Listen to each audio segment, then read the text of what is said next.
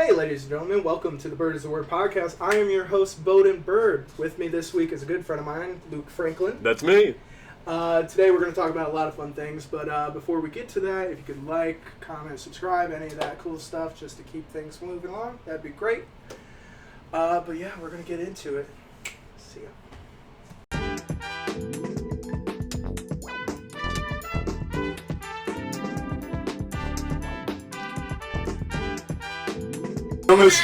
Oh yeah, shit, that's what I forgot. This is how I start off every episode, is with the weekly confessional.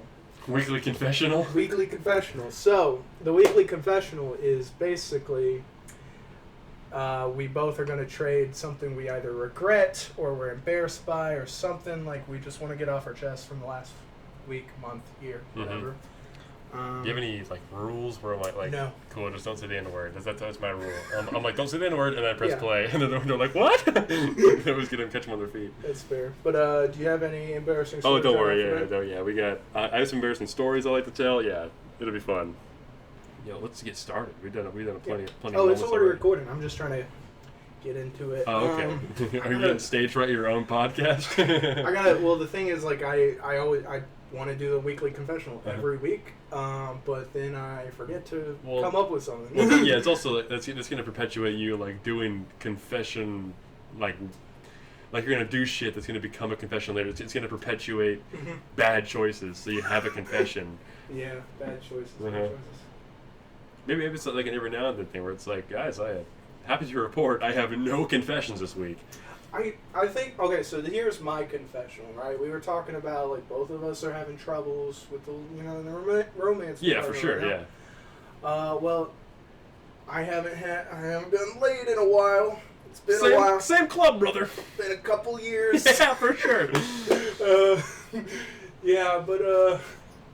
No, I told myself I was being celibate, but that's what you say when you run out of options. So my weekly confessional is that, like, last year I had a golden opportunity, beautiful opportunity, set up, put right in front of me, and I was like, nah. And this is what happened. We did a show. Show was a hit. We go out to the bars after. Lovely. We're drinking. Maybe doing some other stuff. Who knows? Nah. Don't worry about it. Nah, we weren't doing anything. Yeah, doing this pot out, baby. But I'm there with my friend Whitney White. I know Whitney. No, for sure. And it's like 3 a.m. or something, and 2 cougars. Okay, I was like, is it Whitney? Name drop. It's crazy. No, she wingmaned for me. This is what it was. A perfect setup, right? 2 cougars come over to me. Yeah, and she's very impressionable. So it's like I probably said that word wrong. Easy to talk to, very friendly, very welcoming. Yeah, and she's helped me out quite a bit. She used to be a special ed teacher, so perfect. It makes sense. Yeah, she's like, I know how to drive this bus. But it was just me and her left, and these 2 cougars approach us, and they're kind of trying to talk to me because from what they said, they were trying to reclaim their college years or whatever. But she lined it up. She was just like, yeah, this guy's fucking awesome. He does all these shows. He's young, but he's doing all these big moves. And then she leaves, and I'm just talking to him. Problem being, it's so late that I'm depressed as fuck. I want to go home. I'm like, I felt all the good emotions for the day. Oh, you're out of gas. There's nothing left in me. Like, they literally tried to Uber me back to their place. Dude, again, attractive cougars, not just like... Yeah, it's also cougars, plural. Yes, dude. Oh my God. They were so down. And I was just like, I gotta get my dad's car back. Ladies, not the... I told them, because I was borrowing my dad's car. I was like, I gotta give him his car back. I get home, my dad's like, I would've just not gone to work, but... I'm like, I know, but they were weird, though, because they were like... Yeah, you gotta trust your gut on that. They were saying that they were both married, right? Yeah, it's moral dilemma. You don't want to do that. But I've seen them around and kind of talk to people. They're not married. They were almost role playing, I guess, that they were married. And I think people are kind of into that, where it's like they're treading like troubled water, where. But it's unbelievable. Going up to a 23-year-old fugly guy like me and being like, we're trying to reclaim our college years and cheat on our husbands. Meanwhile, they're not married. Or in college at all. I'm like, it's 3 in the morning. They must have been down bad for it. But I was like, 2 other guys, old guys, like 40, 50s, they come up and they try talking to them too, and these girls are just like looking at me, smiling, laughing. Like, we're all in on the joke that these 2 dumb guys are fucking stupid and not getting any. When in reality, and they're really trying to get me. Yeah, you're the dumbest guy of all. You're like, sorry, ladies, I'm tired. I was, bro. But But then, like a week later, I'm like, oh, it's so hard out here. And I think the problem is, as soon as I get to a point where I'm like, I'm gonna do that. Yeah, for sure. The problem is, like, I go through these phases of like no confidence whatsoever, so much self-loathing, and then I build the confidence up where at the point I'm like, I could go talk to anyone at the bar comfortably, and then once I get to that point, an option comes along, and I'm like, because it'll come along next week, and then down spiral. I understand that because. So, what are some things you do like that you've noticed that help your confidence be restored? Being sober. Okay, that helps for sure. Yeah. Because I try to take care of my health, so I work out every now and then. I used to. I'm trying to get on a better schedule this year because I want to get like 4 days a week. Because if I can just target and have like a routine that I can take care of that and everything. I want to be like in great shape by the time I'm 21. Guys, I'm not 21 yet. He's not. Don't worry about it though. I've basically brought a child to my apartment. I mean, I can vote, but... Well, not for long. I mean, actually, brother, I drove you to your apartment. You didn't bring anybody here. You were like, you're gonna go straight a little bit here and keep going straight. See those 2 yellow signs? And I do. Guys, I can't be a predator. He drove me Yeah, for sure. Yeah, I'm an accomplice. I understand like the fleeting confidence, but what sucks is that like you can be confident and then like you'll psych yourself out. We're just like, man, I'm too good for this. When in reality, it's because you're a little afraid of taking that risk. Because that's what I struggle with. Because I'm gonna give myself enough time. By the time I am 21, I'll be the same Luke by then more or less. But I think being able to go to bars and like clubs and stuff, and I'll have a much bigger social umbrella to pull from. And I think because like here's the thing. I'll show you something that I totally flubbed. You had 2 cougars. I had 4 ladies when I worked at my old pizza shop job, right? It was okay, all right. I haven't told the story. He's out here slinging pepperoni, ladies. I haven't told the story in a long time, okay? But so we'll bookmark me becoming 21 later. But I was 19 during this story. This was the day after. No, 2 days after I did stand up for the first time.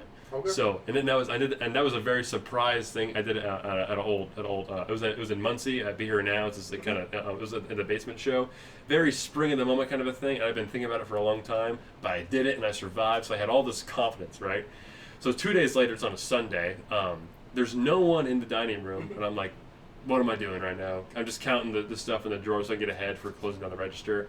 Like I said, 4 women walk in. No one else there. I'm just like, this is what I've been preparing for the past year and some change. Because I had these like dumb jokes here and there where I'm like, if there's someone, if say that there's 4 people walking in like there was in the story, I'll be like, all right, I only have 3 menus because I don't think all of us can read, and they're like, or like it's. That's a testing the water joke that does not work whenever someone brings in their adult special needs child. That was hard to recover from, real bad. Somebody better call Whitney in here to coach the situation. So anyway, I'll try to speed the story up. But these 4 girls came in, and I was like, these are fun ladies. They just came back from like a wine tasting because of one of the girls' birthdays, and so I was just serving them and everything. They wanted to play a game. They wanted to know how old I was because I feel like I looked pretty much just like this back then. Yeah. And I had a hat on, I'm tall. And you look like a clean 26, 27. Right, like mid-20s, right? So they were trying to guess my age and everything. So I was like, all right, here's what we're going to do. Because I was like, I'm in control. I work here. I was also managing that night. I was like, we're going to play a game of 20 questions. So you guys write down all the questions you guys have, and we'll come up with that. And then, I'll reveal the answers at the very end. All they wanted to know was how old I was. That was the first question. And so I answered that last. It was a lot of fun though, because I was in such a chipper mood. What is guess the youngest age they thought I was? 24. 26 was the youngest age I That's thought what I I'm was. saying. Yeah. I swear if you had any other... I think it's the eyes that do it. You got, like, very, like... Don't forget very about young. it's the beard is like the nucleus of my confidence. Yeah. It is the only reason why I have the confidence to approach anybody, because I'm like, they don't think I'm this young boy. So I was 19 at the time. The oldest they thought I was, the girl I considered to be my favorite, she thought I was 29, a whopping 29. So there's a whole other part of the story, because I didn't write this shit down over time, but there's this guy named Luke Stone that came in a bunch before, and he had the same name as me. He's like, "Oh, you're Luke, huh?" This is like months before the girls came in. He's like, "Oh, your name's Luke. Why are you not surrounded by women right now?" And I was like, "Dude, jeez, come on." And he's like this like 55-year-old dude. He looks like I forget this guy's name. He looks like a guy from some show. I'm gonna look it up real quick. Dude, I'm not gonna come up with it in enough time. I'm gonna lose momentum with the story. I'll think about it later. But he's like gray hair. He wears like camo pants and stuff. Just like acting like he's younger than he is. I mean, we have the opposite dilemma. But I just hate this guy. And he was like, "Oh, what are you gonna do? You're not in college?" I was like, "No." He's like, "Well, what do you want to do with your life?" I was like, "Well, at the time before I started doing comedy, I was like, well, as crazy as it sounds, I kind of want to be a rock star, play the drums." And he was like, "Oh, my son's a stupid musician." So that set me off. I was customer service, he had to keep her control and everything. But I was like, "Oh, this fucking guy, get a load of this guy over here, one of these things." Don't like that guy. I remember his name because his name is Luke Stone. It's a badass name to the wrong guy. I'm like, that should be my name. I'll take that shit from you.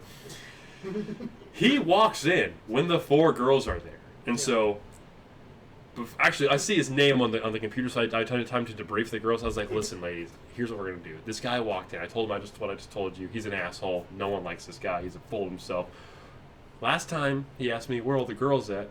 You guys are right behind the counter." So I'm like, "Where are all the girls at, Luke?" "Oh, look right behind me." So we pulled this thing off. Her name was Hazel, the girl that was my favorite. She thought I was 29. She was the one I was rooting for the most. I was like, "All right, I'm counting on you guys." So then he eventually comes in there. I'm just like, "Oh, how you doing, Mr. Stone?" And then the old rigmarole bullshit. You're like, "Oh, where's all the girls at?" And then I'm just like, "Oh, actually, real quick, hold on." And then Hazel was like, "Hey, babe." And so, alley-ooped me. I was like, "This girl's my fucking wife." Yes. What a lady. Beautiful moment. Yeah, so, she just absolutely saved the day on that. And so, I like tell him off everything. It was like a nice situation where I earned his respect that night and everything. It was fine. It was cool. He trails off and I'm just like, "Girls, what a performance." Really was just Hazel. So then I get her Instagram. And the second most attractive Instagram girl, right? So I'm like, this is great. So I hit Hazel up after they find out I'm 19, mind you, which is old enough. That's old. You're an adult at that point. So I was like, "Hazel." I found out she was 24. I was like, "Hazel, next time you're in town, if you're down, we should get coffee." And she was like, "That's very sweet. You're very charming." Absolutely not. Way too young. So I was like, "You thought I was 29.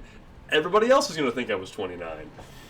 So, I was going to say, yeah, if I'm being honest, you should have just rolled with 29. I should have, but I can't tell a fucking lie, though, You go on the date, and if she's like, "Yeah, I'll go on another one," be like... You're like, "Okay, well..." "Oh, you thought I was 19. Yeah. Sorry, I was right. off." I was like, "Yeah, sorry, yeah, I mistyped. Yeah, I saw the 9. Misspoke, my bad. Yeah, 10 years off. Yeah, so..." Because then at that point, you're in. And I think so, right, yeah. Sorry. No, you're fine. I just I had that story nailed like a year ago before I was ever, because I don't think I ever tried to tell it on stage or anything, but it's a long story when I put all the details together because I had everything ordered out. But so we do dry runs on the podcast. I told the story to my grandparents, my very Bible thumping grandparents, like around Christmas time, and they were just like, "That's great, Luke. Awesome." Bro, I told my mom the cougar story, and she's like, "You fucking idiot!" Yeah, for sure, dude. I'm like, "Mom, it's just defeat, yeah." "Mom, you're supposed to tell me they're predators." But it's also like, if they're 40, they have so much more experience than you, and that's an incredibly overwhelming thing to take on, and especially that early. You're up at you're a little tipsy. I don't know if you can walk in the straight lines, fail the sobriety test and stuff. And so, I mean, out of all the situations where you get taken advantage of while you're drunk, that's the one you want, for sure. But there's a lot of I feel like a lot of guys wouldn't be able to pull that off. No. So I don't think we need to, No. I mean, I think it's very instrumental to fumble that early on into your dating career, especially with someone you really want. Because if you don't fumble someone you really want, you walk around cocky as fuck. Yeah, and you miss 100% of the shots you don't take. Matter of fact, here's I miss the shots I do take. Here's my action. I'm losing at a rate of 200%. Oh my god, that might be statistically impossible. Yeah, I'm not making the team next year. I'll show you another example of you miss 100% of the shots you don't take. There was a. There it is. Perfect. I found it. There's a video I saw on Instagram that was like they asked a whole like kitchen staff and like a whole restaurant, like all the servers and stuff. I forget what they were asking, but they were like, they're asking like what year you were born. And the first girl was like born in 2003, which is like that's what I want, an older woman. I want the older woman is a year younger than me. I'm an 05 baby, right? But 03, I've been with an 03 girl before. It was fun. I'm trying to fuck around with people who were born in the 80s, dude. You want like a Reagan era, baby? I don't care about. I have a very. We'll get into it after. No, I understand. Thing, but like, I have opinions on dating people that are older. I think after 21, it really does not fucking. I don't think it matters yet either. No. I mean, I don't think she should be older than my mom. But if she's Gwyneth Paltrow, weird, brother, Marty Supreme. I think if they're older than your mom, it's like a one and done thing. Yeah. So basically, in the comment, I put, I'm like, I wonder if the 2003 girl is willing to go on a dinner date and a breakfast date with me, implying a night of boning, right? Implying boning. And so, someone I hardly know in real life, he put, holy airball 2 weeks after that was out. So I was like, hey, man. Obviously, she's not going to see. This is for comedic value, and you're capitalizing on a 2-week-old dormant, stale-ass comment on a reel that you got secondhand. So I was like, you miss 100% of the shots you don't take. Who knows? The reason why I even wrote that comment was because this woman had a very beautiful smile. And out of all, I'm a devious little 20-year-old boy with horned up. My balls are this big, full of this is why testosterone. Exactly. I know we're on the same wavelength. And even I can appreciate the timeless parts of a woman before the, shall I say, the perishables, like the elements that everyone, it's the shallow things, but the eyes and the smile. I'm more of a personality guy. You gotta be. You want sustenance. So. Oh. That's the thing. I've had a couple opportunities last year, but it was always like in shit where I'm like, this is gonna hurt longer than it's gonna like be good for me. And like because I don't know if I've never done like hookups before. I've always been in relationships. I don't think I have that in me to be just like a catch and release. Bad. It's always a bad situation. I don't. Yeah, people can do that. I know guys who are like they have their freshman 15 was more of a body count situation as opposed to like the pound game, but they're pounding and gaining, but I don't think the freshman 15. I mean, it's like we got love handles now because all the beer you've been drinking. It's some Michelob Ultra sound. Sorry, that's one of my punchlines. Oops. I literally do my jokes in the first podcast. I did like 3 of my jokes. You burned all your material. Literally, I think my confessional that week I forgot to come up with one, so I just did one of my bits because tough. But no, like I think what my confidence, the struggle is like I'm too much into comedy. Like the only people I talk to are comics. Right. Yeah, I understand that too. So when I'm not sober, I'm usually doing very poor on stage. So when I'm not doing good on stage, I don't feel good off stage. So when I get sober, and then I do well for a few mics, I start going out to bars, and I got the fucking confidence. And I come from a family... Can't fight the moonlight, dude. If any of my family's watching this, I'm sorry, but I come from a family of whores. Like, absolute whores. Most of them were attractive when they were young, and the ones that weren't still got some, right? I respect you for admitting that, because people are like, ooh, I can't say that my aunt was hot. I'm like, okay. No, everyone else in the room thinks your aunt was hot. My aunt is actually just like me. She's... I don't know. No, but I don't know if she's ever even had a partner before. We're both the odd ones in the family. Because I think I have so much potential to be an attractive, charismatic guy who could get well, I've already been getting numbers, but like get dates and shit. Yeah. But I get in these loops of confidence, and then I eat and I eat and I do drugs, which no girl's really attracted to. I was high all the time. I feel like it's not fair that I have like a high metabolism because I will abuse my body. That's not with the confession because like Thursday night, all the way up to last night, I swear to God, Pizza Hut, Papa John's, Domino's, and Chipotle all made a cameo one of those days. Dude, right? When I first moved here, I cashed out my 401k. I had $20,000, and I moved here. I was like eating only healthy food from now on. And then I realized I'd have to walk about 1.5 miles to get my groceries all the time, so I started eating DoorDash once to twice every day for like 4 months. Did you start off trying? I was like, oh, I might get some Qdoba, and then you were just like, no, nope, it was right off to the races. It was off the deep end immediately. Wow, I was like Taco Bell and ice cream every single night. I once ate 3 pints of ice cream in a row just because I was baked, and I was like, that's the thing. I didn't know the munchies were real. Mm-hmm. I had no idea. It's not even just munchies for me. I have like actual binge eating disorder. Like if I've put 10,000 calories in my body in a night many times. But then weed does not help at all. No, of course not. Yeah, because I think it's because you want to have constant chewing going on. At least for me. So I try to like pretzels is a good way for me to like do something without or tortilla. Yeah. I'm a big tortilla chip guy. Popcorn too, but popcorn with cottonmouth and butter, and like waking up, and then I gotta wake up to go to work potentially, and it just I'm like my mouth is absolutely just encased in that. Not good. No. Not good at all.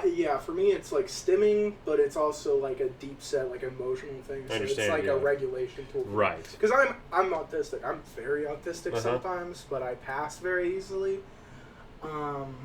So that is like, it's a lot of things for me. And it's also my parents like let me eat whatever I wanted and just kind of like let us have access to whatever was in the kitchen anyway. Yeah. So that's a tough thing to do as a parent because you don't want to like it's almost like where it's like, oh, the Catholic girls only do anal until they go to college, and it's fucking every I don't think I know any Catholic girls, but it's a stereotype what I've heard. It's the you're kept from it for so long, and then once you have access, it's like, let's get it on. It's Rumspringa. Is that right? It's like the Amish thing? Yes, Rumspringa. Yeah, Rumspringa. I can't say it with the actual thing, but yeah. Rumspringa. That's just fun to say. I want to meet some Amish girls on a Rumspringa. Wait, what age is it? Not doing that shit online. Wait, what age is it? What age do they let them go out? Because I assume it's after 21 so that they could go to bars and shit. Maybe. I don't know. The kid on Theo Von was pretty young. I met a bunch of guys who were on Rumspringa up in Michigan, and they were like, I was like, what are you guys gonna do? And they're like, we're just going to the beach a lot. I'm like, you're not gonna like, go to bar clubs? And they're like, we got sand castles. They're like, we got a ball, we've got the beach, and we're allowed to wear just swim trunks. We're good. And I'm like, wow. I'm like, we're Gen Z kids, so we're overexposed to everything where we need. And so you gotta take tea breaks and stuff from porn, from just violence online, everything, because how old were you when you saw your first ISIS video? I don't know if I really watched though, because I never searched for internet super late. Okay, I had a flip phone up until like high school, which is honestly better for your brain long term. Socially, I still got porn on there. That's insane. You can still download like pictures and shit. Like so a Vodacom. Oh wow! I have a flip phone somewhere with like 1,000 porno pics. That's what it's like. It's like you have a whole case of Motorola's. You're just like, all right, fuck. But they don't fit, so you gotta scroll down and scroll to the side if you want to see the different parts of the girl. Yeah, because I'm on Reddit, just like every other frame is just crazy. It's not good. No. It's not good. Yeah, I've had a real problem with it in the past, but you know what? I reconciled my issues with porn, and you know how I did it? Deflecting cougars? No, Shots fired. I'm sorry. No, I just stopped giving a shit. I didn't change shit. I'm just no shame anymore. Okay, fair enough. Yeah, you're just like, it is what it is. Yeah. It's just a stimming thing for me. When I'm in a relationship, I still jerk off the same amount anyways. Yeah, I think I stopped for like 6 weeks total, where I went back to just analog Lincoln beats. I think in the last 10 years, the longest I've probably ever gone is like 3 or 4 days, even at most. Well, because I kept, so Steve Vaughn, I brought him up twice now, but he had a lady on, it's like right around the time they banned Pornhub in the Midwest or whatever, however else they did and around the nation, which that was a rough night. Where I was like, I guess I gotta go back to X videos? Fuck.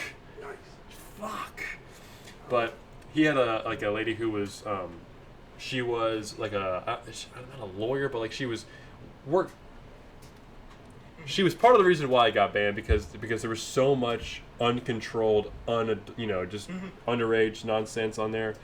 A lot of illegal baloney, you know what I mean? And so imagine they fucking catch Jared over there. He had a bunch of illegal baloney on his computers. This is way too much flatbread. This is not. None of the bread has rose yet. This is all underdeveloped. This is not good. This video got me flabbergasted. Flabbergasted. They got rid of flatbread. You hear about that?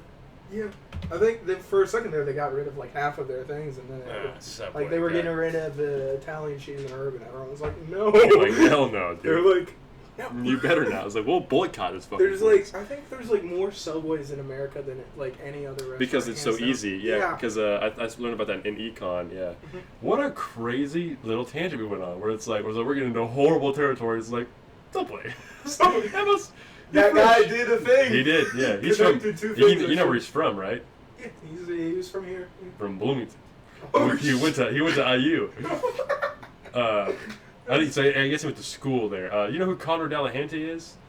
He's a comedian. He's from Indianapolis. Yes, but I can't think of the face of it. He just did a Don't Tell show. I don't want to spoil any of his jokes, but he has a bit about Jared Fogle that is amazing because he's like a very unique experience from it.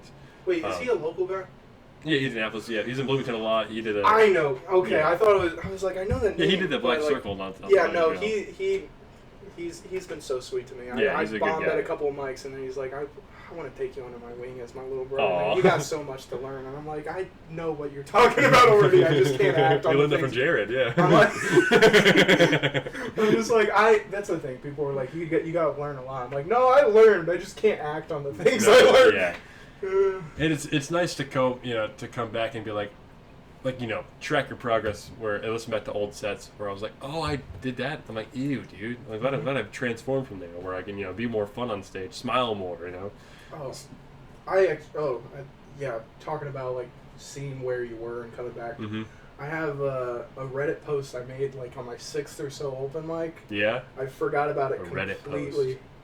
Yeah, I did it on like one of these comedy pages, and let me see if I can find it real quick, because everyone in the comments is like, "You're doing fine." But, oh man! But I was like, "Please load. This is." Do you have like a? So it's not anonymous Reddit. I have a very anonymous Reddit handle. No, mine is Boden 420. And I only learned recently how to like make it so people can't see the Reddits that you look at. And I was like, oh shit. It'd be over for me. That's crazy. Yeah, but let's see. 99% not safe for work stuff. Let me see if I don't even remember what I wrote, but it's like, I just need, and like the title is Just Need to Know Something.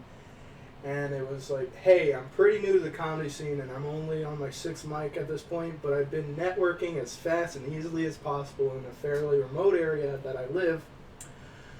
Often have to go in the city to get any time, and when I get up there, I've been told I do very well for little experience that I have, but I've been told a few times that I should be hosting, which I think is a compliment for sure. That's good, for sure. My question is whether in the comedy scene that would be a good sign, or if they're just messing with me.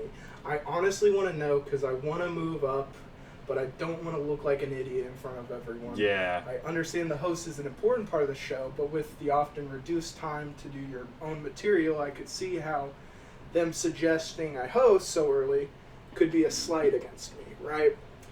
Anyone want to inform me on how I should feel about this? Maybe inform me a bit on how much hosts are respected. That's a very professional message you sent out. Yeah. It's good. Well, it's just on the stand-up page, but everyone, literally everybody who commented is like, sounds like you're doing pretty good, bro. Yeah. Shut the fuck up. Yeah, I literally got up there and I was like, I'm only 6 mics in and they already want me to host shit. Is that good or bad? Yeah, you think it's like a special needs, or like a let the little brother do it, where it's almost like a hand me. Yeah. It was just like, I'm I'm very afraid that people will give me opportunities to watch me fuck up. Like, to sabotage me. Yeah, dude, that's the devil on your shoulder doing that. But there have been a couple comics I know that will give me... Shit. Camera's going. You're good?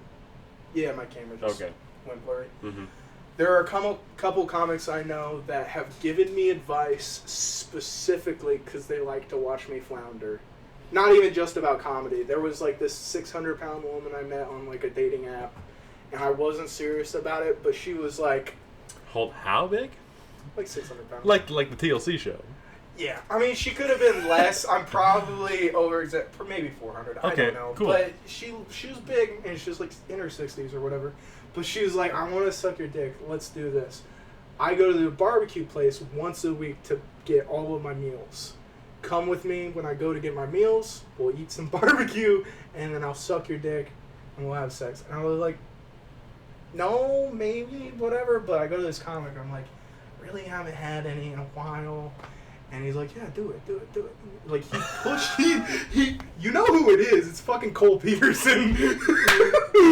He was so adamant about me doing it. And then, like, a week later, I told her no. I was like, I can't fucking do this. And I saw her in public, and we never met. So when I saw her in public, I was like, run! She can't, yeah, for sure. Exactly. Okay, alright. But he wanted me to do it just so that he could shit on me. From a regular guy perspective, like, that's mean. From a comic perspective, that is exactly what you're supposed to do. It's like, bro, go for it. You got nothing to lose. Exactly. And it probably wouldn't have been that bad. I would have gotten barbecue and my dick sucked, but it would have still been... Yeah, I should have done it for the band. I mean, just to have that... I mean, you got a story already, but, like, I mean, just to... Mm-hmm. I mean, how bad can you fuck up head? I mean, she likes putting things in her mouth, obviously. I don't know. It would have been. She was also like, she's like, I'm very romancy about it, and she like gave me some of the smut she writes, and as someone who used to write smut in high school and get paid for it, yeah. I'm reading it, and I'm like, this is fucking dog shit. You're like, ew, dude. I'm like, I get it. You just really need. You're like, they just keep eating. What are you talking about? I'm like, that's mean. This is just the script from Super Size Me. Yeah, fuck.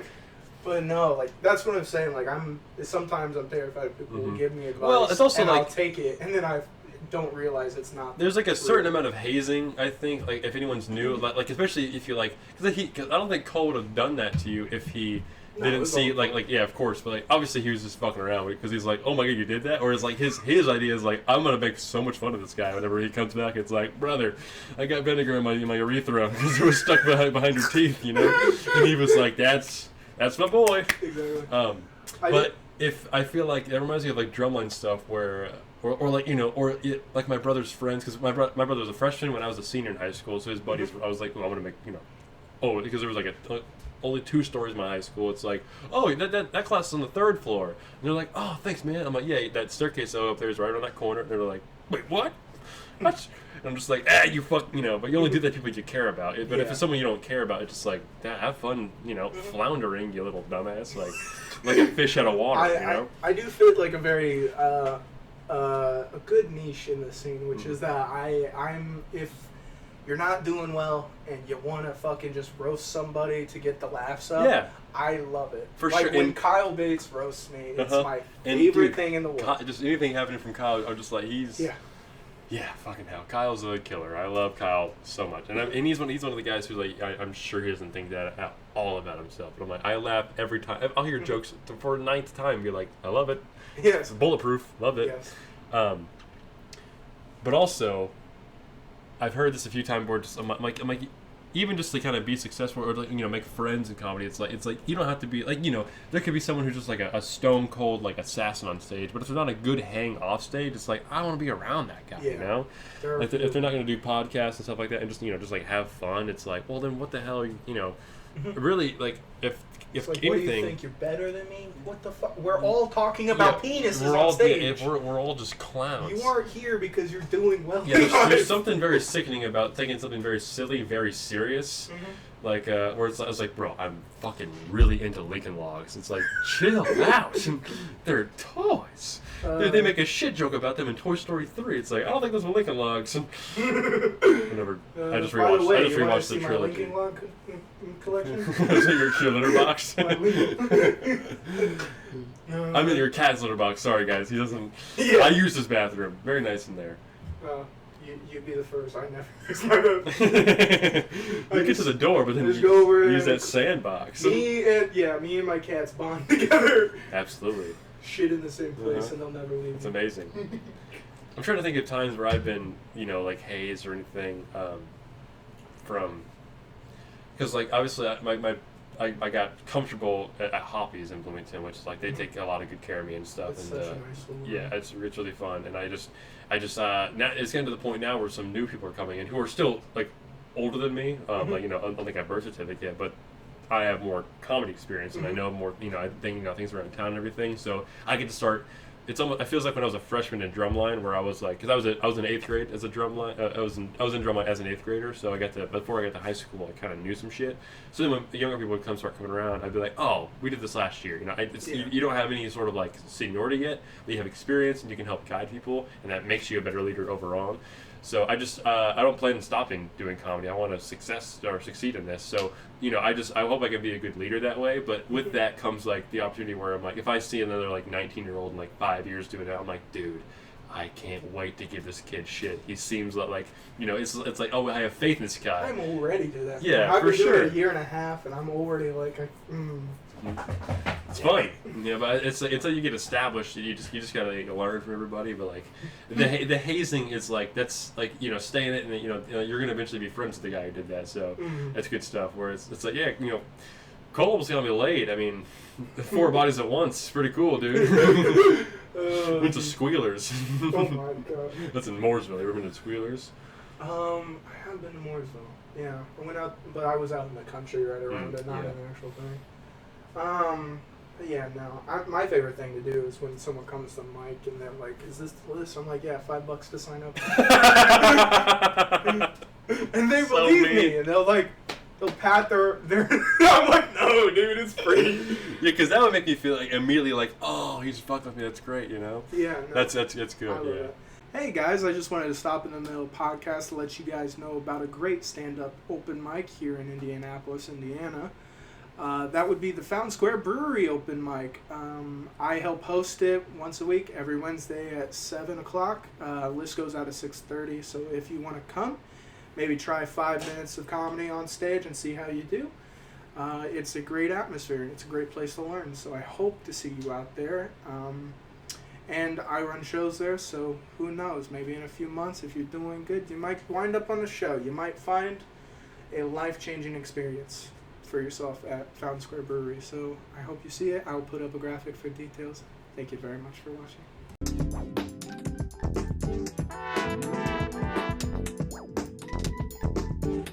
But that's the thing, like, I kind of get the same thing, which is that I'm younger than all the people around me. But for sure. Because I run the shows that I run, and I host the mic frequently, and I kind of... You have respect, for sure. I handle a lot of things in the background that no one else wants to do, and which I really enjoy it. But it comes with the perks that people start treating you with an amount of respect that I've never had before. Yeah, because I produced 2 shows in Martinsville last year, and one was I was 19, the other one I was 20, and I booked 6 guys, all were just open micers from Hoppy's that came up to Martinsville, and like they put a lot of faith into a 19-year-old. I was very very appreciative that they were came and did that. And and also just my all the time I would like listen to podcasts and just like learn like what shit should work or like things to avoid. I try to design what was going on in there, like how everything should be. And I had a lot of fun. First time I ever hosted anything, so it was very fun to do that because I taking notes and everything, and just being like, all right, we'll fix this next time, and and corralling everybody, just like getting people to come, and like just making digital posters. I love and getting it's like, people to come. Yeah, it's for like sure. my favorite thing. How about those 2 cougars? Yeah. Got his ass. I don't even feel ashamed because it is a fun story. You probably could have got some old STDs that aren't even around anymore, Bro, yeah. It's an endearing story, though. No, for sure, yeah. And also, like you backpack off that feeling later on, where like maybe there's a reason you didn't bag those 2 saggy babies. That's not what I wanted to say. Gross. Saggy. We're gonna edit that out. I'm the saggy baby. Saggy baby. That's the thing. Like my younger brother, he's only like a year older than you, but he's like shorter than me, and in my mind, he's noticeably younger. Okay. But every time I introduce him to people, they're like, "Who's the older brother?" And I get so mad. That's like Don and Rigby in regular show. Because he's not. I'm the older brother. He's not autistic. He's fit. He's working very hard to be fit, and he gets pussy like crazy. He could just. He's literally walked into rooms and people just give it to him. And then like because I'm just kind of awkward and I fucking have this haircut and dress like a fucking 3rd grader sometimes. It just looks like a shirt you wear. Oh, it's AJR. I like AJR. Yeah, I like AJR too, but like the colors and everything, it's just I think I come off very young sometimes. Yeah, but there's like a charming factor to that. I'm sure the Cougars were. It's not a fuckable factor, and if it is, I think that's gonna age. I'm like, also like you're 23, I'm 20. Like we have. Our life hasn't even fucking started yet. Yeah, that's true. So I'm one of those people who's going to like have very great quality relationships in the future. I have not hit my prime yet. I almost did at the end of high school. Fucking Uncle Rico syndrome. My problem is like before started like 2025, I was still going to the gym. I was going to the gym for 7 years. I was still fat. But I had insane muscle underwards. Under everything. Those are scary, yeah. But like my calves look like some shit out of like a Greek god statue or some shit. My abs, I could feel them like individually. Which sucks. My pecs I'm like, they're in there. I know they're in there. Yeah, Fuck, like my pecs are boobs, but like if I just flexed them, like they would just square out a little bit. Yeah. And my arms were thick. And then I started doing comedy, and it just like I was doing them at the same time. The death of health. But then I hit like a down spiral with my confidence, and I lost my car in my car wreck. So just combining factors, I stopped going. Yeah. And it sucks, cause bro, I was so close to my target weight. I was so close. I was literally like 1 week away from the weight I've been. You did it again. Sorry. Play basketball. Bro, it was 1 week. Literally, though, 1 week away from my target weight that I've been chasing almost 10 years now. Because ever since middle school, I've been chasing 200 pounds, which is sad. But we have different goals, man. Yeah. Yeah, I just went into a bad kind of spiral, and then I just about hit 300 at the end of last year. And even my brother was like, "Yeah, at Christmas time, you were kind of pretty puffy, my dude." He was like, I was going to say something because I was super worried, and I was like, luckily I've like lost like almost 20, 25, 30 pounds. That's good. Since then. Yeah, it's a lot of weight. Like you hold that much, you're like, damn, it's in me, dude. It's crazy. It's almost a full inch back. Yeah. If you know what I mean. Yeah, I was like 2 weeks into my new workout thing, and then I was on TikTok, and they're like, every like 25 pounds you lose, that's an extra half an inch. I'm like, you're like, yeah, God damn, dude. It's like, hell yeah. It's like I got quite a few 25 pounds to go, man. But yeah, no, I really don't like. People infantilize me a lot. They make me out to be like young, and this is why I don't care about age. Is because like I might have a crush on like a girl in her mid-30s, right? And she thinks she's so mature. She's learned so much, and then they make stupid ass decisions out of very shallow like reasoning. I'm just saying, like, adults think they have it all figured out, and that because they're so old, they have it. It's the deception of being like, it's like, we are the oldest we've ever been right now. Yeah. We're older than when we started the podcast. It's like, well, like, I remember, like, in the 80s, the big push was like, oh, these teenagers know a lot more than you think. You need to stop judging them because you adults don't have it figured out either. And I come out in the real world, and I watch these grown adults acting like fucking idiots with weird... I wonder if it's because when you're younger, you know, that age gap from like, say you're 7 years old, someone who's 30 is like, that's a fucking person. They must have everything figured out, right? But then as you get older, you realize, oh, everyone's just like walking a tightrope all the time. Like no one, you know, everyone still has questions. Like, also, how boring would it be to have it all figured out by like 29 or something, you know? So obviously, I agree that there's a certain, you know, adults where you're just like, man, you're still making those kind of mistakes. It's crazy. You think you learned by now, or I can't imagine how dumb you were before this. But I think, you know, there's a certain amount of leeway you got to give someone who just, you know, I don't know. I feel like if I listen back to this in like 5 years, I'm like, oh, remember that time you and Bo did the podcast? I'll be like, man, I'm talking out of my ass right now. Yeah, but also it's like, well, this is all I got. I'm 20, you know, it's all I can pull from. No, I do be getting into arguments online with people who are like, older women shouldn't be trying to go out with these younger guys. I'm like, I want no pussy. Please. But I know in 10 years I'm going to be like, yeah, that was dumb. But right now I want. But also, I don't like the idea of being with someone younger than me. I just never understood that. Yeah, my cutoff, like a controlling factor. My cutoff is if you can't drink, then. And that's I want a girl who has that same rule, but I can't even do that if I'm not fucking 21. Fuck. But it's also weird because my brother just turned 21, so it's like if I'm dating a 21-year-old, my brother might end up fucking them. Not gonna lie, bro. He be getting girls much older than me, so. But there's something cool about that, though. I wish I could say I'm proud. I'm very jealous. Let's see. I once had a girlfriend. It was like the first time I like asked a girl out, and she was like super excited about it. I felt like I pulled, right? I invited her over to my house because we were going to go to the town festival. She lived out of town. She came to my place. We were going to go to the festival. I got her high for the first time. Bong rips. Not a good time. Oh my god, my terrible first time. I've done that multiple times because I was a huge bong guy. I'm like, you want to try it? Try it. And then they'll like almost die. But so I take her to the festival and she's just kind of like on my shoulder the whole time. And like she sobers up. We hang out a little bit more. And then I asked her out and she's like, yeah. For sure. For a couple weeks. Bring that bong. I've been dating you and that bong. Yeah. Well, we never ended up smoking again. She was kind of. She just. I'm pretty scared the hell of to start with the bong. I think in retrospect, I thought I was a lot less cooler than her, but because she was about my brother's age, well, I was like a sophomore. She would have been a freshman, so it's not that much of a difference. Whatever. But I think in her mind, she thought I was a lot cooler than her. Yeah, so she was like, I mean, age will trick you like that. You know? But I was like, I'm a fucking dork, and she's she's hot. You're trying to earn her respect. I'm like, here's a bong. So like, and plus I was a sophomore. I was not worried about power dynamics. Not that it was really an issue. Which would have been like what, 2018, 19? 2016 or. No, you're right. 2017, Because you graduated in 2021, I imagine? 2020. 2020. Oh, you're that shitty grade, yeah. Literally, COVID happened in the middle of our year. Yeah. Right. Well, I think obviously you got fucked out like the latter half because it was March, so you were on. You're probably. I missed prom. I missed all senior that stuff. trip. Missed everything. Yeah, it sucks. But I think my buddy Trent, who's on my podcast, Mama's Garage podcast, episode 10. Check it out.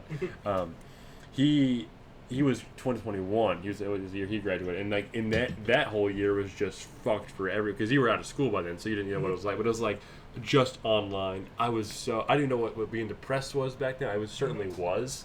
It was just horrible. I hated it because there was no motivation to do anything. I just you're on your phone all the time. I gained weight and everything. It just sucked, you know. I had a great COVID, man. Yeah. I did miss out on all those school things, but you didn't have to do school, which is probably great. Well, we still had to do like the online stuff because we already had like the whole online program figured out. But the thing is, like the week before graduation, so many of us just hadn't done any of the work anyways because they were like, we're prepared to functionally do this, but not to actually make you do it. Yeah, okay. So I had not completed any of my algebra through all 4 years. Whoa! I have no executive function, I swear to God. In math, I'm a bit dyscalculate, so like math's really fucking hard for me. Yeah. So I would just sleep through the classes. And they're like, you still need your algebra credit for freshman year. But because COVID is here, we're just going to let you pass. Oh my God. And I was like, hell yeah. And then like you got a Corona diploma? Yeah, and then once like the beginning of it was over and like everything was still kind of shut down, but people could kind of go around. You could go to the drive-thru and shit. all I had to do was go to work, and then I'd have my girlfriend over, and we'd like fuck like 15 times in a fucking day, and she'd stay the night for half the week. I had a great COVID. That sounds like a fucking movie. Yeah, I would great. just get high and fucking have the most sex I'd ever had in my life, and still have not gone back up to that point. Meanwhile, people were the dying. pandemic helped. Yeah. I got really into. You ever play this game called Zombie Highway 2? It's like a mobile game. Basically, it's like a third. For those who don't know, it's like a. Basically, it's like GTA where you're like in third-person perspective the whole time. You're in a car, and you have a gun inside those cars, and these zombies hop on, and they try to yank you over every time. So you just gotta fucking shoot them up. I would do that as like my primary screen, and I have NCIS on Netflix on the second. I did that for hours during COVID. Yes. I was 14 and 15 during COVID. My school, I'm from Martinsville. Don't look it up. You don't want to. No. They just froze our grades on March. I think it was 13th. It was on whatever that middle of March Friday was. And they were just like everyone. So then everything else you do online, you don't have, is all going to be extra credit. So I just had all A's, But then when school came back, we're like, COVID school's easy as hell. And then you get your Chromebook, which it's like our little small laptops. I don't know if you had those. That's we go get our Chromebooks from the school at the beginning of the year, and then it was just like, here's everything you got to do, enroll in all this stuff, Zoom meetings and just nonsense. I was like, fuck all this. It just sucked. Sucked. That was my sophomore year. So I don't even know what it's like to have a traditional sophomore year in high school, because it feels like it really did fuck up your whole the whole momentum. Because like freshman year was awesome until it got halted. I got to feel what high school was like before that, and then junior year and senior year were my favorite years of school ever, because I had just my confidence and freedom. I had a girlfriend in the first half of my junior year, was another band girl, so that was a lot of fun. We read each other almost every moment of the day, all the time. And then we broke up like over the winter, and then I just kind of developed like a confidence after that. And then I dated another girl who was a grade above me, over the summer and stuff. Then I was single again all senior years. But then I was working and doing drumline and school and just like grinding. And I finally have a license now, so I can do all kinds of stuff on. They also had us do. Every Wednesday my senior year was like 2 hours late. It was a 2 hour delay every Wednesday, because they would do like a teacher meeting in the Wednesday morning. So Tuesday night I'd leave drumline practice, go to the movies and shit, wake up at like 9, go to school. I was like, this is badass. It was super cool, yeah. But also I knew that I also knew this is going to end. I can't live in high school forever. So I didn't really set myself up too well, because I was working at Walmart back then. But I certainly understood, I was make the most of this, because it's going to fleet, and it went by quickly too. And you got robbed, so that sucks. Sorta. I mean, like I said, I had a good time. Like the last 2 months. So yeah, it's true. You're just this beach class. I had a completely normal first 3 years of high school. I was a huge dork, so I didn't really go outside after I got home. I just watched fucking TV or whatever. I lived out in the country too, so it's not like... I did that middle school at the time before I got the drum line. I wasn't going to go out anywhere anyways, because everything's 10 minutes, 15-minute drive in the opposite direction. Didn't have parents that wanted to do that, so... Fair enough. But then, sort of towards the end of junior years, when I started drinking, because, on vacation, me and my cousin played beer pong, but with Captain Morgan Spice Rum and Hawaiian Punch. Okay. Which I call Pirate's Blood now. That's good. I like that. It's... Pirate's Blood. It will leave you so hungover because of the sugar, but it is a good mix. I bet it's fun, though. It sounds good, too. But unfortunately, because of that and a lot of the things that were going on in my life at the time, parents got divorced, reconciling some childhood trauma that I didn't know I had at the time. I became an alcoholic all through that summer and the early part of my senior year. Damn. I was smoking weed, but I was starting to get girls and shit. So and then towards the end of 2019, I had a party. Because my biggest dream ever at the time was to throw a fucking high school party. Project X, dude. Literally watched that movie the night before. I got all my friends together. We're going to watch this so we know Is that Miles Teller? Yeah. What the fuck is that Miles Teller? It's that's Miles Teller. Just we got to figure out what we're not going to do. Yeah. And obviously that's like a hyperbole. It's incredibly entertaining, but you don't want to fall off the rails. Yeah. And also, it's a very different party. My party was we were just drinking around a campfire, and there was bottles of alcohol and some weed. Yeah. In a pop-up camper in my dad's backyard. Which, fun. incidentally, I would end up living in that camper for a few years. Like Muscle Man pad.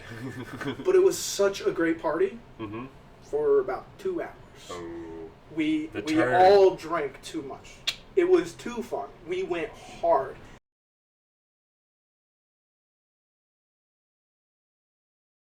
But yeah, I've not ever thrown a party. I've only ever, I didn't start drinking or until, well, I went on a cruise when I was 18, almost 19. So my first drink was technically legal because it was in the Dominican Republic, and they were doing like strawberry daiquiris on the beach, and I was like, hell yeah, let me try one. I was like, I feel this is fun.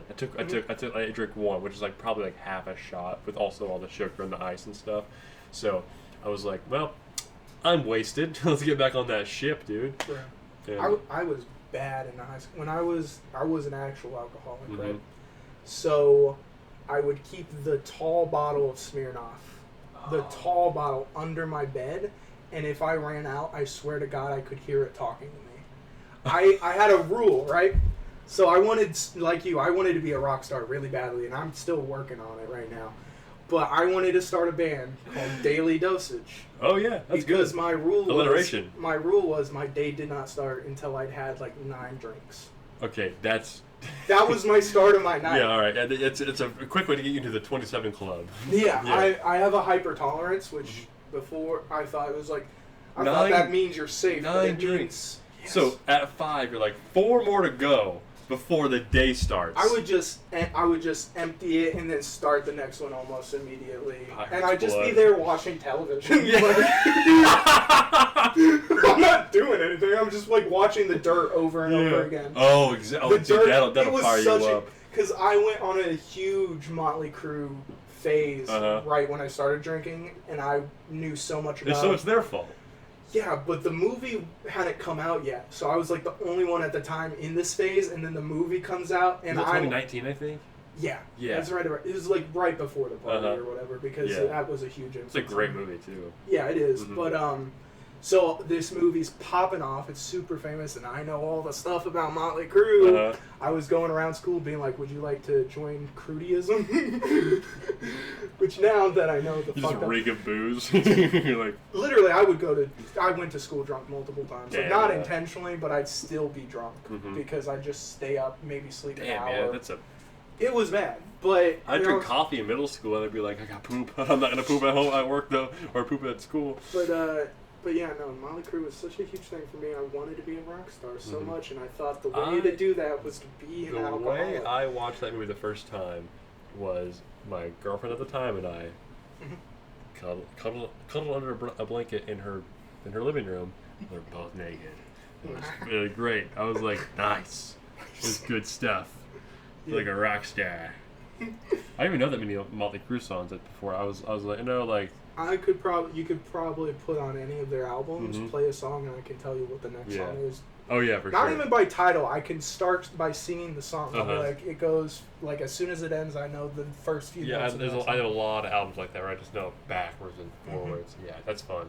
And now it's weird because now as an adult, you can read some of the things that they used to do. I'm like, these are. You're like, these are the are worst people. Yeah, you're like, Jesus. There's literally. I'm always thinking, like, how do you play a show after these things? You know, because like I've been in bands for a long time now, and it's like I put a lot of energy into the performance, and if I've never used a substance to help. I want to make sure I rely on just like stretching and hydrating and the right food and stuff. It's because I want to lean on like a substance to perform a certain way. But if you're a rock star like Guns N' Roses, like Led Zeppelin, Motley Crue, of course, these like bands, like they put their bodies through hell. We're just like, get on stage, dude. That's all we do. Yeah, I mean, it's rough. Yeah, Vince Neil basically looks like me now. But like, damn. I think the thing is, it's like the greatest lie that addicts tell themselves, which is that if I just keep being an addict, I am a rock star or I'm a prolific artist because I'm addicted and I'm in pain. But I'm like, you guys had talent if you just went through therapy. For sure, yeah, because it started with talent. You would do a million times. Like all the people who were great back in the day. But we're like hard on substances. They're not that great now. Yeah, or they're dead. They're dead. Yeah, I mean, Ozzy's the one exception, but that's because no one could fucking understand what he was saying back then. And look what happened to him. Yeah. Bones. He's Bones now. He no, for held sure. out. No. Oh, like, for sure. No, absolutely. But that's the thing. He bit a bat like, 20 years before we were born, probably? Shit, bro. They literally did a study on his body, and they were like, this doesn't make sense. Bro, he had CTE in his lungs. Like, what the hell happened to him? But yeah, no, like, addiction will tell you that the more you're in pain, the better you are at things, and the more likable you'll be, and then you will find yourself hanging out with other addicts. Right. So those things are validated. Yes. And did you learn this in therapy, or just like you're just in like, general? I mean, I have been through a lot of therapy, but weirdly enough, whenever I do therapy, they're like, "You got like a really good head on your shoulders." Like, you got. I've had a therapist literally say, like, "There's not a lot I can fucking do for you," and that's like, bro, you kind of aced today. It's like. I'm like, I still want to kill myself. I'm willing to not get paid by you long term because not much. I can't bullshit for that much. Well, that's gotta feel nice, right? That's like the other reason I don't fucking listen to people and they're like, you should date within your age. I'm like, no. I'm a lot older mentally than I am physically. I'm not gonna be like, I'm more mature than. No, like I am because I lived a very hard. Disruptive life. And you learn things quicker, and I'm also autistic, so like you can just pattern recognition is big for me. So like I've been around people with addiction my whole life, so it's just I think one of the superpowers you get from being autistic is you kind of just do know yourself, and you kind of just know what you want. Maybe not like I know what I want to do the rest of my life. I don't know what, but for the most part. You have an outline. I understand myself very much, and so like people a lot recently have been like, "You're really hard on yourself. You need to stop hating on yourself." I'm like, I don't hate me. I love me. I love me. I find myself pretty attractive. Not gonna lie. My problems come with all of you not realizing that I've got my shit together, and y'all are kind of being fucking idiots. Yeah, I understand. It's like I'm in a fucking madhouse sometimes, and I mean. And I think on like a long enough timeline, like everyone will kind of come around. I think you just get to hold, stay in the pocket on that. Yeah, I mean, there are just some people that the world takes a little longer to like realize they're the shit. Yeah, especially like at our age, it's like people are in so many different paths. Like, do you know how many people I've like being on Facebook? I'm like, didn't even know they were pregnant. They have a kid. That's wild. And then I'm over here just being like, I haven't had sex since I was 17. I'm like, the chances of me being a dad right now are 0, which is, that's good. But also I'm like, I like to be able to dabble. But then again, like I said earlier, I was like, I don't want to be able to do hookups. That's not. I want the validation of making a woman come again. Because when I first started off with my ex, we were having sex so often. I'm not going to lie, I was not that great at first. Of course. I mean, but I got weird if you were, you know what I mean? But for a second it's like, do you have a vagina? What do you know how to do this? But yeah, for a short period of time in my life, my hyperfixation was eating pussy. And there's so much validation with making a woman come who's no one's made them come before. And it's just been years, and I'm just like, oh, am I really good at it? I'm so afraid that once I get rolling again, I'm gonna have forgotten everything. Yeah, but that's like, you're not gonna be like clueless. You're gonna hop right back into it. And it's gonna be like, oh, I haven't heard that song in years. You're like, I know every word still. It's wild. I'm not saying anything. I don't know how much how often you did it, but I'm certain that it won't be like the first time ever again. No. Yeah, you'll be My first time was behind a taco restaurant in the alleyway. Not even a Taco Bell. No, just a place that made tacos. You ever been to Green Castle? I've been driven through it a few times. It was on the square, but we were walking in the alleys behind the buildings. We were not even. We weren't even. We weren't eating tacos there. Yeah. We just happened to be walking by. Once you go taco, you never go back. That's from Sausage Party. But no, the thing was like, I met her at my high school, but through some things that happened with her, she was in the foster care system, so she ended up moving to Greencastle. I was the only one who kept talking to her, so we eventually kind of became like a thing. I go down there to visit her on like New Year's or whatever, 2019 or so. I don't know. I have a video. I interviewed her afterwards. I was like, "How are you feeling?" And she loved me. That not But shaking it a wasn't hand good. on. Okay. It wasn't good. But we had so much love for each other that it was a very good experience. But the thing is, so much love. we told her foster parents, who were really nice people, we're gonna go on a walk, and we told each other, we're like, don't look at my chin when you get back in here. dude, I'm worried because I have a lot more hair than I used to on my chin, and I'm like, that's gonna be embedded. Oh yeah, I was still barefaced the last time I ate pussy, so like, I'm kind of like, I hope I don't. Because there's a few times where I would, do my best work, paint roadie sketches, my best work. And then I had to go use her hand soap in the bath and like wash it out of my chin whiskers and be like, I hope that just smells like lavender and pussy at the same. That way it's not my breath.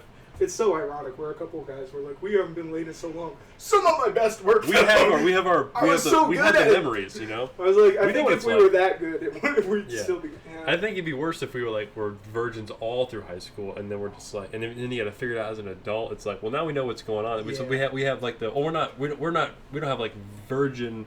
I feel like a virgin though. I mean, I think it regrew. Yeah. But that's what happened. I mean, I still eat fucking cereal and watch cartoons. So. Oh, for sure. I feel like you always should do that. But like the thing is, when me and her went on this walk, we told each other like, if we find somewhere to do it, we'll do it. Mm-hmm. Like she was like, I'm gonna take your virginity. This was just oral, or No, she wanted to take my virginity, and I wanted her to take my virginity. Mm-hmm. But the problem is, I was super nervous. So we're walking around, we see some abandoned houses, right? And she was like. It's like, it just came out. I was like, no, I don't want like the neighbors to see and then call the cops on us. So we just kept walking, and we were like, I guess it's just not going to happen. And then inside, I was like, thank God, because honestly, I don't know if I can. Yeah. And then it's we're scary. walking. Yeah, you shouldn't do if you have those thoughts. You definitely shouldn't be having. I was just like, it was really just like a self-confidence issue. Like the most I've done was scary, kiss dude. Another girl, yeah. Mm-hmm. But then we're walking down this alley, and we see like. In the back of the building, there's just like this, I don't even know how to describe it, like an oasis. There's just like a little part where no one from the street or the alley can see you. There's no cameras. And so she's like, and I was like, I don't think I can. But she's like, that's okay. And then she kissed me, and I was like, never mind, let's go. And so that was your starter button? Yeah, so like, a little I gave her head with her standing up, which is like a real kink of mine. That's really bad for your neck. Oh my God! My question. I'm like, how did you? Yeah, it was gravel too. Yeah, but it had to be gravel. Yeah. I love getting down on my knees for a girl. It's great, but I went down on her. Tell the mic. She went down on me. Mm-hmm. And then we tried to do it in doggy, and we're doing it. But I could not finish. I blue balled myself. It was just too much anxiety. No, I understand. So much anxiety. Yes. And then also my knees are in gravel right now. So it's yeah. And it's like also like we're in an alley. Anyone could walk by at any point. So like we. Yeah, I had that with in a girl's dorm room, and her roommate kept wanting to get back in there because she lived in that room too. So I was like, fair enough. But scary. But that's kind of like one of the things is like I have like my nervous system's a little weird from abuse, but also because I'm weird with people. I understand. Intimacy is a thing. That's gonna affect everything. I crave intimacy, but it's I last very long in bed because I'm too anxious about. Mm-hmm. And what's weird is that you probably don't last long when you jerk off, do you? It depends. Yeah. I'm not gonna lie, I do it a little too much, way too much. I understand. Yeah. But I'm hypersexual. I let's just say I produce a lot. Mm-hmm. I produce a lot. So find that on the Patreon, everybody. But so like I can get quite a few rounds out in a day if I want to. And, okay, you mean like your recoil time is better? I thought you my meant recoil time is almost instant. I thought you meant like when I say like a big batch at a time. Well, if I don't for a while. Yeah, for sure. Oh yeah. But like I can when I say we were fucking like 10 to 15 times a day, I mean. We were fucking 10 to 15 times. That's hard. I think I was supposed to be a fucking rock star because super high tolerance to drugs and alcohol can fuck like fucking crazy and just it's a lot of self-loathing. I should have been in Motley Crue, honestly. Like I was just born in the wrong decade. Born too late, miss everything. But sucks. But yeah, no. But that's the thing. I'm like afraid, kind of like it'll be like that again. That I'll like. Not be able to perform to what I used to be able to because it's been so long. I understand, but also, I have the same thought. I also don't want to waste that on just some, two cougars at a bar. You don't want to embarrass yourself like that. So you want to build up to something extreme like that. But also, eventually you're gonna get back in the saddle, and you got to get over that first time, no matter what. It feels like soon. I thought about that a year and a half ago. I know I've had this feeling, but it's different. I got a confident. I had a crush recently, and we kind of finally cemented. I haven't had a crush in forever. I always have a crush at some point, but this was like a real one, I really felt this. Mm-hmm. But we kind of really cemented the fact that it wasn't ever going to happen, and that she's not into me for these reasons. And I'm like, I'm not gonna lie, some of these reasons are absolute bullshit. I'm an absolute gem. And if you don't see that, that's fine. And now I've been just walking around cocky as fuck because I'm like, like I said, I love myself. I understand my value. It's y'all fucks who need to catch up. Because at the end of the day, height's not going to fucking matter. Your bank account's not going to matter. It's the person who's trying to spend time with you for the rest of your life. It's the soul. Yeah. Think about all that stuff. The last fucking 5 years, everyone's forgotten about that. TikTok is ruining people's brain. Probably so. They're like, "What's your bare minimum?" I'm like, yeah, but I don't think it's everybody. I mean, plenty of people like us talking. They have this same conversation right now. The problem is everyone's interacting online, and it's the people who are online. So here's a question for you. I talked to my dad about this because my parents split up. Let's see, 2022. It's like 3 years ago. Oh my bad. Yeah. So my dad. Sorry everybody. Hope it wasn't too shaky. My dad has had a girlfriend the past probably 3 years now. I think they've been together, but he had I don't know how he did it pretty quickly, but in a few months he had a lot of like dating app experience because when my parents got together in the 90s, I think I'd be like 93 or something. So they there was no such thing back then. So my dad was dive into the dating app stuff, and he was talking about how he spent money on on the apps that were like hard to come by, or ones that are kind of more expensive, because he was like, well, that's because there's going to be women on there who are looking, they want to put that much effort into it as well. So he was like trying to cut down the pool a little bit. But before we had this conversation, we talked all kinds of stuff about that. It was like I didn't want to. Basically, I wanted to meet cute. I didn't want to have like an online thing where it's like, oh, how did you and your wife meet? It's like I was swiping, and she caught my eye. Because there is something so fucking great about like not expecting to meet someone. Yes. And then the eyes lock and they laugh a certain way when you make. Yeah. Or it's someone you don't even expect. Where you're just like, oh, I think I like this person a lot, and then it's like, hey, I've been waiting for you to come around for like 3 months. It's like, my bad. Let's and then yeah.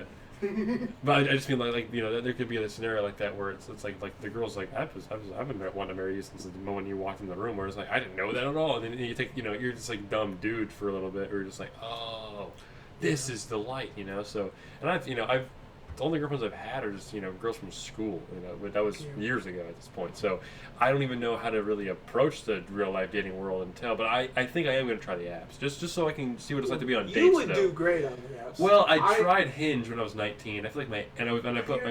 A lot of people talking shit about Hinge recently. It used to be like the big thing, and now it's like Hinge. When I turn 21, I'm going to attempt that. I'm gonna get back on. I'm gonna redo the profile and stuff, and I'll try to be charming and everything, and because I had a lot of fun like looking on Hinge and everything. I was on Tinder when I was like 18. I was like, see what this is all about. Because now I'm 18, I have the ability, but I was like, this is just for fucking. I think there's no. Actually, my friends Brianna and Michael, they met on Tinder, but they're a really happy couple, and they're cool to be around. So I'm like, there's good to that, But also, I was also, we've only played one show, but I'm in a band called Heathens, which is a Total Pilots tribute band. And so this guy Ryan from Louisville reached out to me through Instagram DMs because he saw my videos. Was like, hey, want to do this little project for a while. So him and I are in a band. I've met him several times. His whole family's cool. He's a really cool wife. He's like 31, I think. He's a great dude. And I was like, this is proof that shit can happen this way. Where I was like, okay, I think I can rewire my faith in an online relationship that can blossom into something cool, because I've seen the good parts of it. And I just, getting catfish, it's like, at the end of the day, I'll have a bit about it. I don't even care about getting catfish. I'm like, you showed up? Yeah, Cool. it's like, wow. It's like awesome. You know, but like, and I just gotta get better clothes for. I mean, I like the way I dress now, like casually, like on stage and stuff. But I don't think I have like presentable. I don't have nice shoes or anything. It's like I'm wearing like black jeans. I'm like whatever you're wearing right now, you're doing fine. But I'm like, you know, for like a coffee shop is whatever. But if you know, I want to go like a nicer place, you know, down the road. I need to make sure I look presentable and stuff. And I don't know. You know what works for me? My best outfit's low key Goodwill. Yeah, Goodwill by FSB. Mm-hmm. I think, to be fair, it works for me because I'm overweight. Mm-hmm. So people, you know, who are overweight, they buy something to look good, and then they lose the weight, and then they give it to Goodwill. Oh. So I low key get like all the best. Oh, shit for sure, from it. yeah. My problem is I had such a great wardrobe this last summer. Mm-hmm. And I shrunk them all in the washer. Fuck. Yeah, I shrunk them all. So now I'm down to like 4 shirts in rotation and like 2 pairs of pants in rotation. That sucks. Yeah. And clothes aren't cheap either. Like no, nice clothes. But at Goodwill for sure. Absolutely. I spent $30. I had like 20 shirts. Wow. Yeah. Not as much pants, but yeah, but I mean, you're not going to get great pants.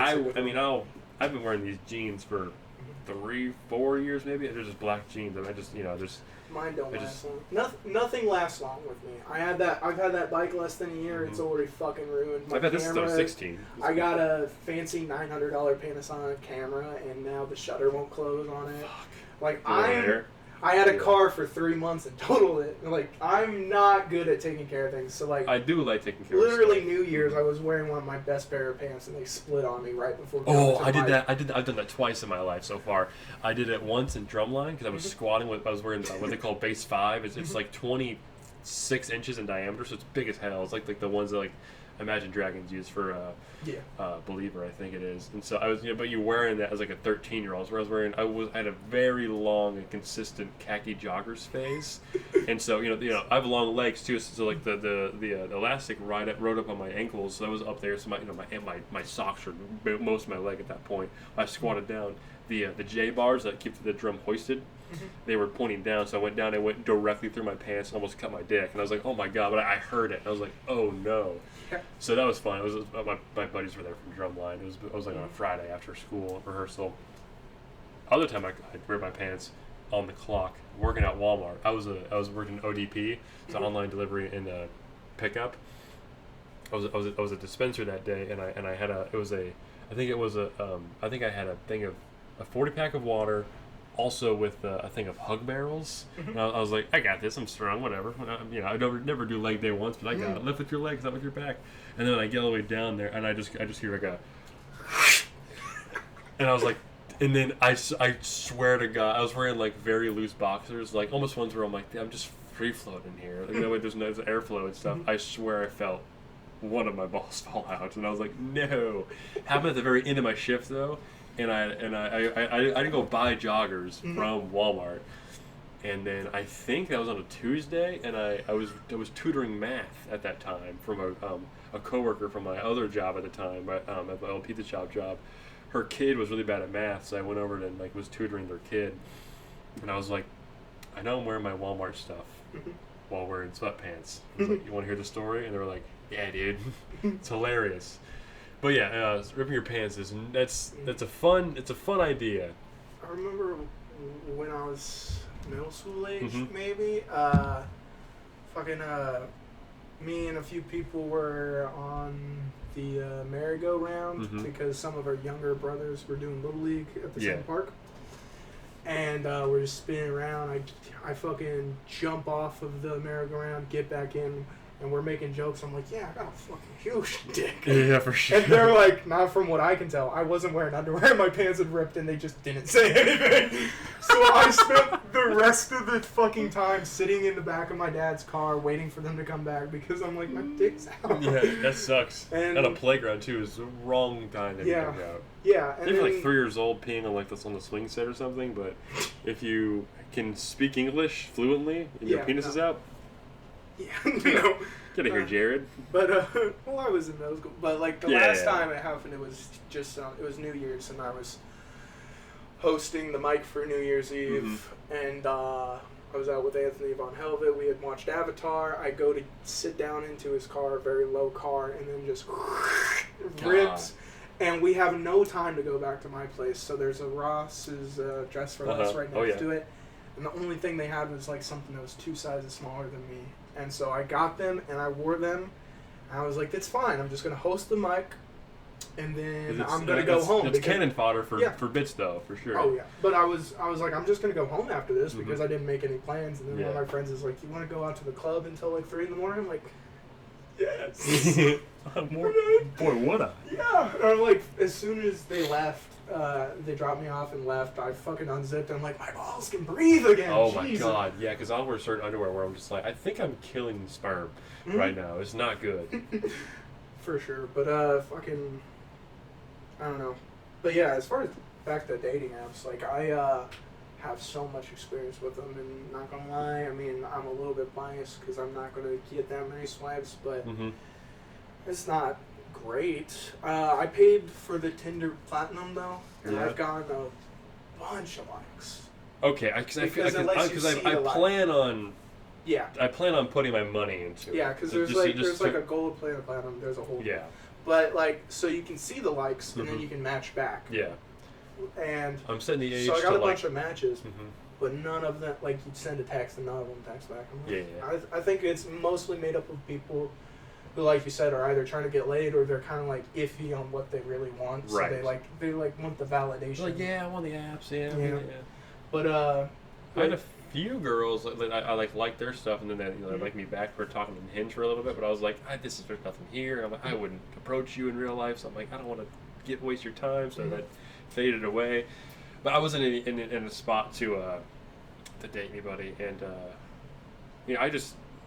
I also crave intimacy, and it's like my favorite part about having a girlfriend. It's like, oh, this is fun to just like having inside jokes and just like watching movies. Just like, bro, cuddling is my fucking favorite.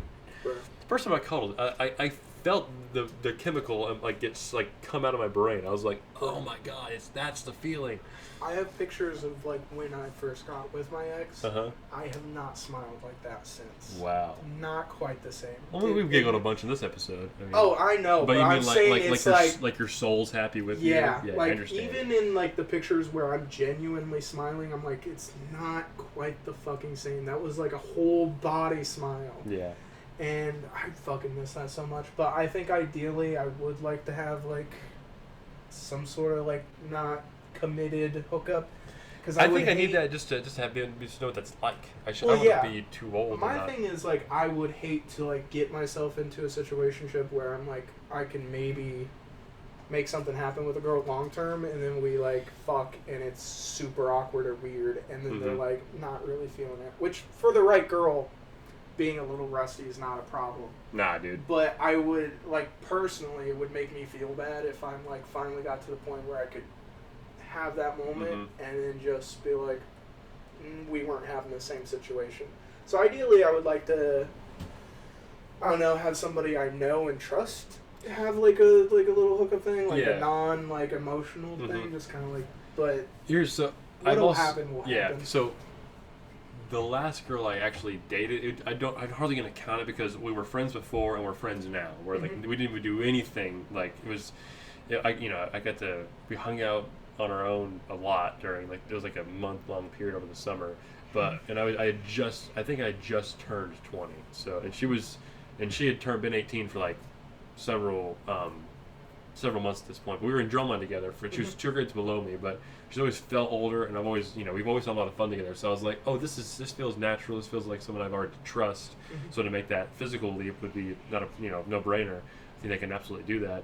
But then nothing felt right, and then she actually broke things off with me, but I still have never been broken up with before. Oh. And so, and I don't know what that feels like, and I've always been the one to do that. And have you broken up with girls before? Like in before junior year. Yeah, but those are like 1 week. Like we just want to be able to tell people we're in our. Yeah, I understand. Yeah, so it's like we shared our chicken tenders at lunch. I sat at her lunch table. I was so nervous, but we did it. Yeah, but like going back to like the intimacy, like when my ex broke up with me, we were together 4 years. Yeah, Lived together for most of that 4 years. That's like a young time marriage. Yeah, we were gonna get married, have a kid. Dude, all your cats are cuddling together, I think. Yes, they are. That's adorable. Yes, they really love each other quite a bit. That's awesome. Yeah, but it's perfect little bow in it, little intimacy thing. Yeah, but even kind of like just breaking up with her ruined my sleep schedule. I've not gone back to a normal sleep because like for the first like year and like some months, like even I since could then? Yeah, since Whoa. they broke up. But like for the first like year and maybe a couple months, because it's just now been like 2 years. I could still kind of like almost feel somebody in the bed with me, but but I feel the emptiness is what I feel. Mm-hmm. But then very recently I've had some people stay the night. I had to share the bed with one of my friends, and now I've figured out I can't fall asleep with someone in the same room as me. I went to my brother's house, stayed the night for the holidays, couldn't do it then, went on vacation with a couple comics and could not fall asleep in the same room as them. So now I'm like the opposite. Like I really want to spend the night with somebody, but I know like as soon as they go to bed, I'm just going to be awake and just like hyper aware that someone's in my space. So like I'm a little. Yeah, It's a whole thing. You ever hear like I think like I've heard about Bert Kreischer talking about it before, where he's like, yeah, me and Leanne, we have different bedrooms now. And I'm just like I feel like that's like the move. Yeah. Whenever you're married, because I feel like sharing a bed, like I would hate to do that. I'm like, give me, because like if you share the same blanket, you're gonna have like that bridge where there's air in there and stuff, and I'm like, ew, dude, none of that. I like the idea of there being an option, but I would it's like, can I sleep in your bed tonight? I like it if there was like a walkway in between the rooms and no door. I think they had to figure it out. I think the peak of humanity was like the 50s and 60s. We're like, oh, we're gonna wear the slide hats. Yeah, we have chain pulled lamps. Yeah. It's like, good night, honey. It's like, good night, honey. And there's nothing saying you can't like share the bed sometimes. When no, you for want sure. to, I think but like mechanically, like cuddling while you're unconscious it's wasted contact. Yeah. It's like let me sprawl out. Yeah, because like when I started my relationship with my ex, we're on this like twin mattress all the time. And it's like, and we loved it. But then I got this king size fucking mattress, and then just over months we just kind of made our own space. Yeah, different quadrants, you know, and it was very nice. And then we ended up with another twin mattress. After that, we had to throw that one out, and my God, such a hard adjustment to go back to. It's like I have to be on you now, and I don't want to be. That sucks. Yeah, it's like I feel like I wouldn't have a problem like falling asleep anywhere. I've had to sleep with some tough places before. Like last year. My old band from Ball State, we did a show in Muncie, and then we did another show the next night in Salina, Ohio. Never heard of it before, right? It was I forget what the place was called, but it was like my first I'm like on the road. I was like, this is awesome. This is fucking what I've always wanted to do. And so we spent the night at the opening band's their house. Actually, we opened for them. It was the Obscene Sardines. They're all just dudes in high school. It was fun time though.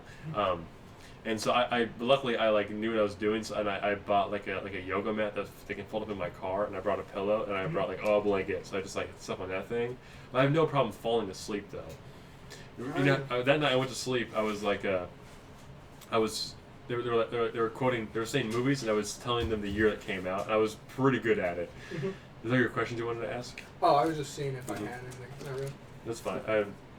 The only topic I had, if we had any dead space, which we definitely didn't. I don't even think we need to No, get but to it. I wanted to know, like, honestly, I'm tempted to save it for next time because it is 10:50. I live about an hour away. Yeah. So I gotta go to work tomorrow. So I think we're gonna wrap it up. But I had a lot of fun there, Boden. Also, great title name. I know I made the comment on Facebook and stuff, but Bird's the Word.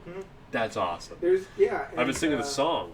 Well, and Wyrd spelled with a Y actually means destiny. Was it really? It's like an old Norse like Viking thing. It's like the philosophy of what will happen. That's even cooler. So it's kind of. So it's you get to be like have like make a pun, but also like it's got layers. Yeah. Well, my podcast is called Mama's Garage because that's where my drums reside to this day. That's where. I give a lot of my, confidence, like my beard and stuff, but like, that's just appearance. And if I shave it, I forget it's not there and stuff. But learning how to get good at something in like a special place and like filming all my drum covers in there and everything. I consider it very sacred, even though it gets very cold in there during this time of year. It's like I've done a lot of growing up in there, and so I used to make all my drumline or my drum cover videos on Instagram, like the location Mama's Garage, and I was like, that's kind of cool. I was like, maybe I can make a brand out of that. So no, I was like, I should make a podcast. I think I was like 17 when I had the idea to make a podcast. I was like, I got some shit to say. Yeah. And then eventually I got it together, and so that's why mine's called that. We're just a couple white guys. Like, what are we gonna do? What's some ideas? What are we gonna do if we're not getting pussy? Well, we can buy some mics. We can buy some microphones. We can get a couple of cameras. We can learn how to use Spotify for creators and YouTube. I'm just kind of like hoping that the Gen Z kids will get out of like the podcast bro like red pill shit. Yeah. Because podcasting isn't the issue. It's just who's currently the main podcast. Yeah, because I'll go back because like Amy Poehler, like that's a great, because that podcast was I think it was at the Grammys over like last month. Like that's or Armchair Expert, like these are podcasts that they bring on actual celebrities. It's a podcast format, but it's the idea of just listening to a conversation you're not a part of is there's nothing inherently wrong with that. But if you let everyone in the world have access to that kind of thing, you're gonna disagree with like a half of it because it's like this is crazy, and also like the clip culture and just like trying to keep people's attention and stuff is kind of hard. But yeah, that's gonna be my hardest thing trying to build this thing up. Is just I'm not in the mentality of like getting a clip, posting this, putting links in that. Yeah, I try to get 3 clips per episode now, and it's a lot of work. I'm taking a week off this week, but like I do a lot of different forms of art and every kind of art I do, I don't have the drive to like put it out. Well, now you have to be in order to be an artist, you have to be like a businessman too. Like that's a whole other aspect of it, and not everyone can. I think there's plenty of artists that don't get their shine because they don't know how to market, and so because back in the day there was a whole profession around finding those people and taking care of them so that they can get there. Now it's all self. Now they're like, you still have to pay whether we're getting you work or not. It's like and it's like use code drenched DraftKings, please. And now with AI, it's like they don't like these fucking companies don't want to hire. No, people. They're gonna take the easy way route and everything. But I feel like I'm not as spooked by AI as I feel like a lot of people are because everyone will come around. There's gonna be because we're gonna get so integrated to that stuff like this is gonna become way more coveted because there's no computers. It's just 2 people with brains speaking, But and we talked about a lot of stuff today. It was we did. This is the most I've ever spoken to you, which is I've had a lot of fun. I still did not find out the thing. I was going to be like, I don't actually know you very well. I'd like to learn your story. I kind of did learn how you got into it and a lot of stuff about you. But there's fill the blank and all that. But I guess if we had to wrap it up into like a final I'm message. leaving at 11 no matter what. Yeah, so. if we had to wrap it up into a final message, it'd be we are both young individuals looking for an intimate relationship with somebody, and but we also tell jokes. Yeah, we did that tonight. We're both funny. We both like eating pussy, and we like cuddles. We like food. We like weed. We like pussy. We like. You're not gonna get that from these other podcasts. Yeah, I mean, we're pretty unique if you talk. I think I'm an absolute gem. My favorite thing, foreplay. I love the build up. I love the idea of. See, that's how you write like a good song that builds, like Bob O'Reilly, for example. Exactly. How much foreplay is involved in Bob O'Reilly? For those who don't know, we were talking about. No one knows because it was you and I in the car. We talked about that on the way here. I'm gonna listen to that song. I'm gonna put that song on my playlist tonight because that is a fantastic song. But it is. It's like they're just playing one instrument for a while, add in another one, and slowly build up. What a great fucking song that is. Foreplay is my favorite. I like making people come, and it's so much easier to do when you pull out the tricks and you do the caress, and you know what you're doing. You do the. That's my favorite thing. Knowing the anatomy and stuff, you don't be weird about that where it's like Majora, Minora, No, I do. But we know the stuff. I know you don't the want to showcase it. I know the nerves to touch on. Whoa. There's one that goes right behind the ear right there. There's one that goes down the shoulder blade there. There's one right here to get. Dude, I know. I've spent too much. I know too much about sex for a guy who's not fucking. Too much. I know everything. You're like the guy outside of like train stations where it's like, here it comes. Oh, oh. But then I'm also just like, oh, I just woke up with your cats. Sorry. Oh, don't Are worry. you like trains, little kitty boy? But no, I'm a gem. You know how validating it's gonna be. Gem Z. when I find somebody who underestimates my value and then I make them come. That's gonna be so great. It'd be so great. Yeah, that's right. I can do that. You're like, that's right. That's right. Oh, yeah. It was there all along. That's, yeah. But yeah. Dream big. Keep your head up. Be hopeful. And just like we talked about earlier, like establishing confidence and rebuilding that. I think it's important to constantly do that because it diminishes and it can come and go. And so just do what's best for you. Yeah. So. For me, just being sober, doing my stand up, working on this podcast, writing and editing and all that stuff. But you can check me out on Instagram at Luke A. Franklin, also on TikTok. I'm assuming it's also the same thing. Let me check real quick, make sure I'm right. I'll make sure to put up your socials afterwards. I appreciate that. Oh, I'm not. They put ads on TikTok right when you open the app. Yeah, okay. Oh, on TikTok, I'm Lukr Duker, LukrDukr. My old principal used to call me that. And then I have a podcast you heard about earlier, Mama's Garage Podcast, Spotify and YouTube. I'm filming it now as of this year. I have about 3 episodes up you can check out right now that are filming, but there's like several hours of audio you can go backlog. So Spotify, YouTube, check me out, Mama's Garage Podcast. I'm going to go to bed. Yep. It's too tired to even jerk off tonight. I gotta drive home. Listen to The Who. Well, if you wanted to jerk off after hanging out with me this long, it'd probably be a problem. There's a bed right there, bud. Think about jerk off after leaving. Yes, but I had so much fun today. For sure, dude. This has been the Byrd is the Word podcast. Thank you, Luke Franklin, for being here. Thank you for having me, dude. I will put your socials up. Make sure to like, subscribe, maybe leave a comment. I will get back to you. I got nothing better to do. Leave a comment on the Facebook post too, like I did, and then you might end up on the show. Yeah. That's what happens. Dude, if you want to be on the show, just fucking message me. DM his ass. Message me. But and if you know anyone who likes maybe this kind of humor or just wants something to put on in the background, maybe any white people, send this to them. Yes. But just maybe consider sharing. I will be back next week. Thank you very much. We'll see. Hold on.